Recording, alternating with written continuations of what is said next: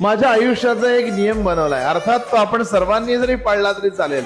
आपल्याला आयुष्यामध्ये कोणतरी नावं ठेवणार असते, कोणतरी वाईट म्हणणार असतंय किंवा काहीतरी म्हणणार असते, किंवा तुमच्या प्रत्येक चांगल्या प्रयत्नांना तो ढोंगी म्हणतो, तुमच्या प्रत्येक चांगल्या गोष्टीला तो वाईट म्हणत असतो. लक्षात घ्या, अशा माणसाविषयी जाणून घेण्याची वृत्तीच ठेवू नका. असा माणूस आपल्या आयुष्यात आलाय किंवा असा माणूस माझ्याबद्दल काय सांगतो, माझ्याबद्दल काय म्हणतो, माझ्याबद्दल त्याची वैयक्तिक मतं काय आहेत हे ऐकूनच घेऊ नका.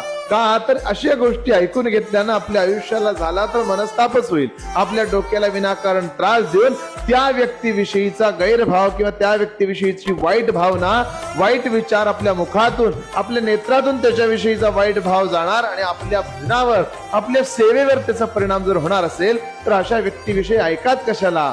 सगळं सोडून द्यायला शिका, कारण तुमच्या सगळ्या चांगल्या वाईट प्रश्नांचं उत्तर देणारा भगवंत सगळं पाहत असतो. श्री स्वामी समर्थ.